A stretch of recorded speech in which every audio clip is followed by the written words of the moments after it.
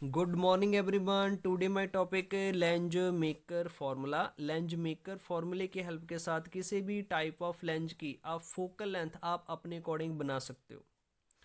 The length maker formula related the focal length of A length. Focal length of the length के ऊपर related होता है। And जो focal length of the lens होती है वो किसके ऊपर डिपेंड करती है? Refractive index of its material. भी मतलब किस मटेरियल का आपने लेंस बनाया उसका रिफ्रैक्टिव इंडेक्स प्लस और उस लेंस को किस मीडियम में रखा उसका रिफ्रैक्टिव इंडेक्स, दोनों के रिफ्रैक्टिव इंडेक्स के ऊपर फोकल लेंथ डिपेंड करेगी। And radii of the curvature of its two surface. मतलब अगर कंसीडर कर लो भी आपके पास एक कन्वेक्स लेंस है और दिस वन इसकी फर्स्ट सरफेस है और दिस इज इसकी सेकंड सरफेस है और ऑब्जेक्ट को आप लेफ्ट हैंड साइड वगैरह रखोगे और जो आपके पास फर्स्ट सरफेस है ना इसको आप ऐसे इसका स्फीयर वगैरह बन सकता है। तो इसका जो रेडियस ऑफ कर्वेचर होएगा आपके पास किस साइड लाइज करेगा? Right hand side. और इस सरफेस का जो रेडियस ऑफ कर्वेचर होएगा किस साइड लाइज करेगा? आपके पास लेफ्ट हैंड साइड। मतलब दोनों सरफेसेस की रेडियाई ऑफ कर्वेचर के ऊपर जो फोकल लेंथ होएगी वो डिपेंड करेगी। दिस इज कॉल्ड आपके पास lens maker formula. Next consider कर लेते भी एक आपके पास कन्वेक्स लेंज है और इसकी अपनी फोकल लेंथ फाइंड आउट करनी है। और this is C, this is optical centre. जो ऑब्जेक्ट वगैरह रखेंगे this is point object consider करेंगे और जो ऑब्जेक्ट वगैरह आएगा लेफ्ट हैंड साइड चूज करेंगे। दिस वन मान लो दिस इज़ आपके पास ऑब्जेक्ट और इसको मतलब जहाँ से आपके पास रे ऑफ लाइट वगैरह जाएगी इसकी सरफेस के ऊपर फॉल करी। दिस इज और दैट सरफेस मान लो भी जो एक्स, दिस वन मान लेते भी P1 x P1 this is a convex refracting surface. जब भी इसके ऊपर कोई भी लाइट वगैरह फॉल होएगी तो ये आपके पास क्या करेगा? ये सरफेस मतलब जो रे ऑफ लाइट है सीधी जाने की बजाय क्या होगी? थोड़ी सी बेंड हो जाएगी, bend toward the normal. Because जो दिस टाइप ऑफ लेंस है ना इसका रिफ्रैक्टिव इंडेक्स है आपके पास μ2 और जहाँ से रे आएगी और उसका रिफ्रैक्टिव इंडेक्स आपके पास कितना है? μ1 है। दिस इज एयर और राइट हैंड साइड भी आपके पास इसका रिफ्रैक्टिव इंडेक्स कितना है? μ1 है। और इस लेंस का रिफ्रैक्टिव इंडेक्स कितना है? μ2 है। और जब भी आपके पास लाइट रेयर से लेकर डेंसर मीडियम की तरफ आती है तो किस तरफ चली जाती है? रे ऑफ लाइट मतलब बेंड टुवर्ड दी नॉर्मल, वो आपके पास नॉर्मल की तरफ बेंड हो जाती है। ऐसे आपके पास क्या होगी? रे ऑफ लाइट बेंड हो जाएगी। This next x, this is P2 और this is by x P2 this is आपके पास क्या आएगा? कनकेव रिफ्रैक्टिंग सरफेस है और इस सरफेस के लिए जे वाली क्या आएगी? इंसिडेंट लाइट है और जे इसको क्या करेगा? और ज़्यादा बेंड कर देगा। लाइट सीधी जानी थी और इस जे सरफेस इसको क्या कर देगी? और ज़्यादा बेंड कर देगी। अगर मैं इस सरफेस की बात करूँगा जो मेज वगैरह बनेगी है ना वो आपके पास कैसे बनेगी? मतलब इस सरफेस के अकॉर्डिंग एक्स P1 और इस सरफेस के अकॉर्डिंग मतलब जो इमेज वगैरह बनेगी आपके पास क्या बनेगी? ऐसे बन जाएगी, दिस बन जाए। और इस इमेज को बोलेंगे इस सरफेस के अकॉर्डिंग I1 और जो जे सरफेस मतलब आपके पास जे सरफेस इमेज वगैरह बनाएगी जे आपके पास होएगी I। Next this one's point consider कर लेते A1, दिस वंस पॉइंट आपके पास A2 और O से लेकर A dash this is incident ray और A1 से लेकर A2 तक दिस इज रिफ्रैक्टेड रे और A2 से लेकर आपके पास A तक दिस इज आपके पास एमर्जेंट रे। नेक्स्ट एक्स P1 इस सरफेस के अकॉर्डिंग जो सेंटर ऑफ कर्वेचर है किस साइड लाइज करेगा? Right hand side. मान लेते दिस वंस आपके पास C1 है और दिस वंस आपके पास इंसिडेंट रे है और दिस इज आपके पास सेंटर ऑफ कर्वेचर है और जहाँ से क्या करना है? एक नॉर्मल ड्रा कर लेना है। Next this is incident ray, this is आपके पास नॉर्मल। तो इन दोनों के बीच एंगल कौन सा बनेगा? आपके पास एंगल ऑफ इंसिडेंस बन जाएगा। Next this is normal, this is refracted ray, इन दोनों के बीच एंगल कौन सा बनेगा? R1। Next X P2 Y, this is आपके पास कनकेव रिफ्रैक्टिंग सरफेस का जो सेंटर ऑफ कर्वेचर है किस साइड लाइज करेगा C2, और C2 और दिस वंस आपके पास क्या आएगा E2, और जहाँ पर क्या करेंगे एक नॉर्मल ड्रा करेंगे। नेक्स्ट इस सरफेस के लिए x P2 मतलब A1 A2 this is incident ray है और दिस इज नॉर्मल, इन दोनों के बीच एंगल कौन सा बनेगा, दिस वंस आपके पास I2। Next this is emergent रे, इस सरफेस के अकॉर्डिंग तो आपके पास आएगा दिस इज रिफ्रैक्टेड रे, दिस इज नॉर्मल, और इन दोनों के बीच एंगल कौन सा बनेगा आपके पास R2। Next all distance measure from the optical centre C, सभी डिस्टेंस कहाँ से मेजर करेंगे, C से मेजर करेंगे। O से लेकर ऑप्टिकल सेंटर C तक का distance denoted by U means object distance, और ऑप्टिकल सेंटर से लेकर I तक का डिस्टेंस इसको पुट करेंगे V। Next centre of curvature से लेकर this one first centre of curvature से लेकर ऑप्टिकल सेंटर तक का डिस्टेंस पुट करेंगे R1। Next centre of curvature C2 से लेकर ऑप्टिकल सेंटर C तक का डिस्टेंस आप मानेंगे R2। Next suppose that O is a point object placed on the principal axis of the lens. O आपके पास एक पॉइंट ऑब्जेक्ट है जिसको रखना है principal axis of the lens के ऊपर। तो next x P1 this is आपके पास कन्वेक्स रिफ्रैक्टिंग सरफेस के लेफ्ट हैंड साइड ऑब्जेक्ट होएगा, तो जे वाली सरफेस फॉर्म करेगी real image I1 on right hand side.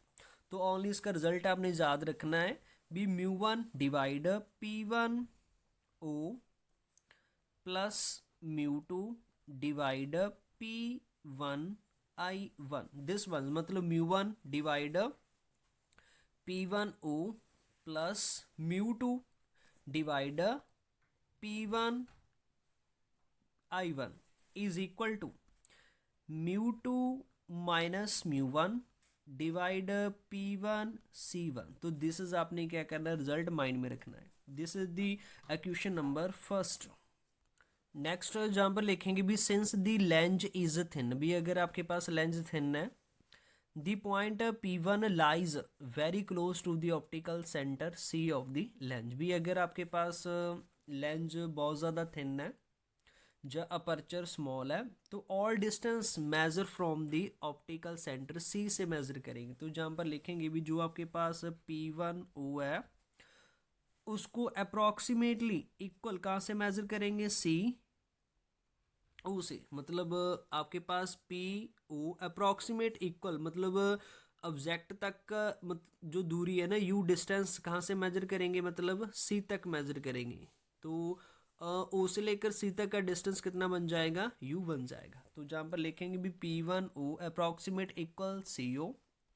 Next P1I1 approximate equal CI1। Next P1C1 approximate equal आपके पास C1। इक्वेशन फर्स्ट बिकम्स, अगर जे वाली वैल्यू जहाँ पर पुट करेंगे तो इक्वेशन नंबर फर्स्ट आपके पास बिकम्स बनेगा μ1 divide CO plus μ2 divide CI1 is equal to μ2 minus μ1 divide C1।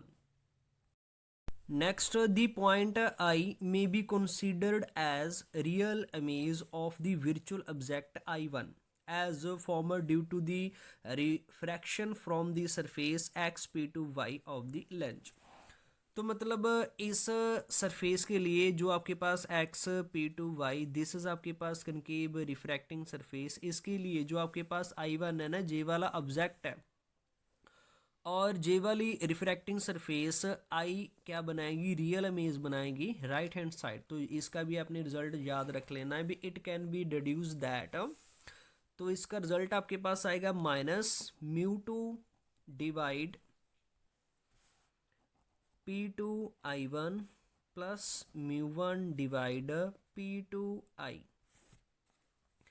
Is equal to μ2 minus μ1 divide P2 C2। तो जहाँ पर माइंड में रख लेना, जो ऑब्जेक्ट है ना वो कहाँ पर लाइज करेगा, मतलब डेंसर मीडियम में लाइज करेगा। तो इसके अकॉर्डिंग जी वाला रिजल्ट है। This is the equation number third.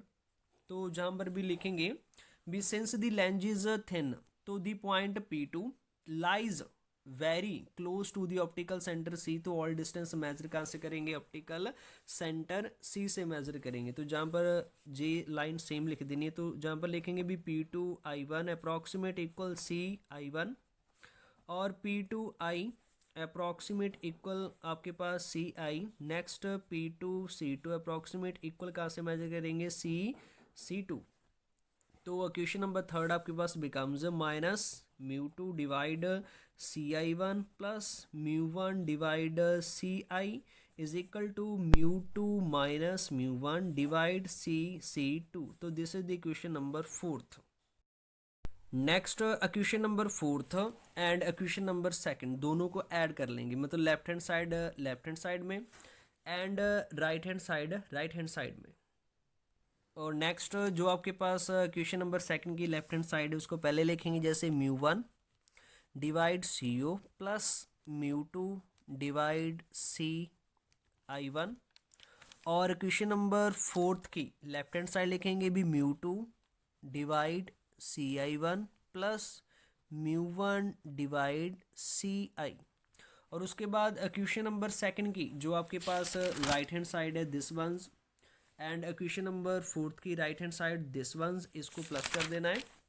तो क्या आएगा भी μ2 minus μ1 divide C1 plus μ2 minus μ1 divide C2। तो दिस वंस है।